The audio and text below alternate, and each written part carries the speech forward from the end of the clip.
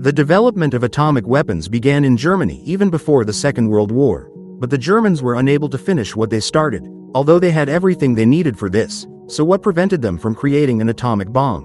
In 1938, German physicists Otto Hahn and Fritz Strassmann were the first in history to artificially split the nucleus of a uranium atom. A year later, Professors Paul Hartig and Wilhelm Groth sent a letter to the military leadership of Germany, which indicated the possibility of creating a new type of explosive, which had no analogues in the world. The letter said, "The country that is the first to practically master the achievements of nuclear physics will gain absolute superiority over others." The military leadership liked this idea, and in June 1939, a nuclear center was opened at the Kummersdorf test site near Berlin.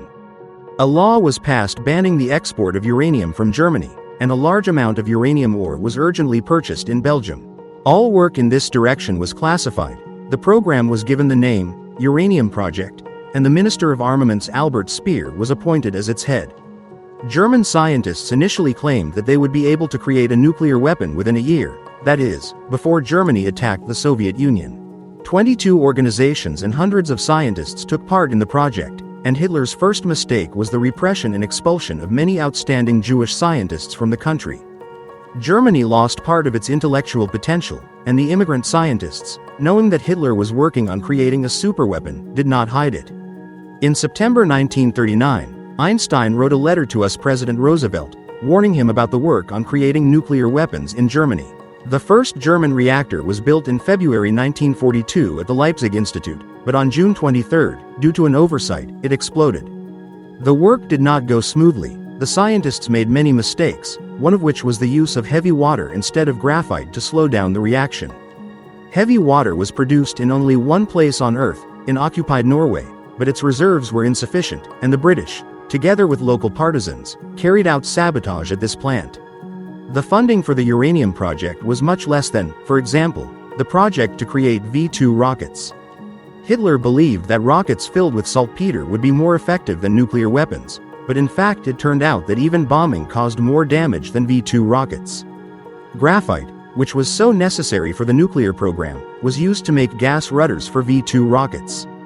The war reached a turning point. The Soviet troops went on the offensive, funding for the uranium project began to be cut, and scientists understood that they would not have time to create an atomic bomb before the end of the war. In parallel with Germany, England and the United States were developing atomic weapons, and since 1942, the Soviet Union as well. In 1944, a special bunker for a new large reactor was built in Berlin, but in January 1945, all the equipment was dismantled and sent to the Swiss border in Haigerloch.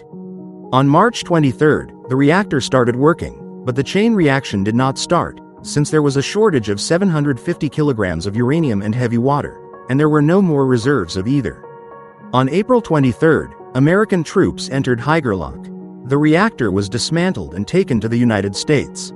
On July 16, 1945, the United States successfully tested the world's first atomic bomb, and on August 6 and 9, strikes were carried out on Hiroshima and Nagasaki.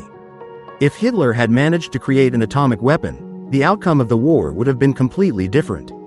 Subscribe to the channel. There will be much more interesting things ahead.